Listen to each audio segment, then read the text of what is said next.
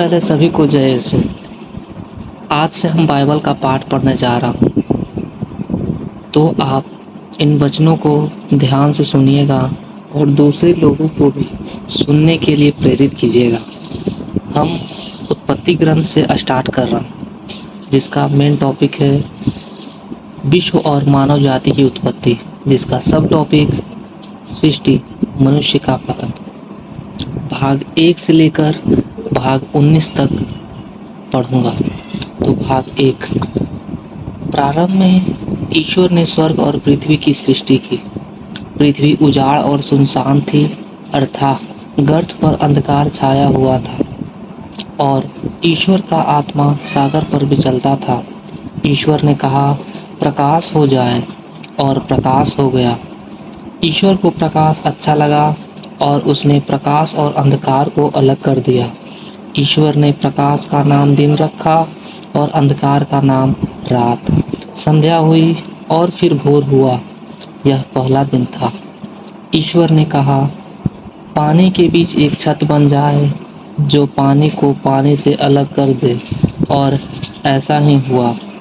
ईश्वर ने एक छत बनाई और नीचे का पानी और ऊपर का पानी अलग कर दिया। ईश्वर ने छत का नाम आकाश रखा। संध्या हुई और फिर भोर हुआ। यह दूसरा दिन था। ईश्वर ने कहा, आकाश के नीचे का पानी एक ही जगह इकट्ठा हो जाए और थल दिखाई पड़े, और ऐसा ही हुआ। ईश्वर ने थल का नाम पृथ्वी रखा और जल समूह का नाम समुद्र, और यह ईश्वर को अच्छा लगा।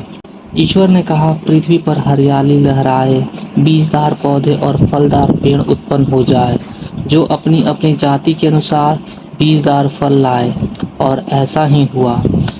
पृथ्वी पर हरियाली उगने लगी, अपनी अपनी जाति के अनुसार बीज पैदा करने वाले पौधे और बीजदार फल देने वाले पेड़, और यह ईश्वर को अच्छा लगा। संध्या हुई और फिर भोर हुआ।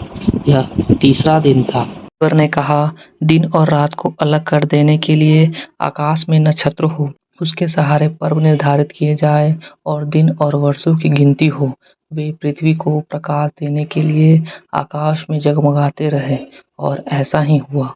ईश्वर ने 2 प्रधान नक्षत्र बनाए, दिन के लिए एक बड़ा और रात के लिए एक छोटा, साथ-साथ तारे भी। ईश्वर ने उनको आकाश में रख दिया, जिससे वे पृथ्वी को प्रकाश दे, दिन और रात को नियंत्रण करे, और प्रकाश और अंधकार को अलग कर दे।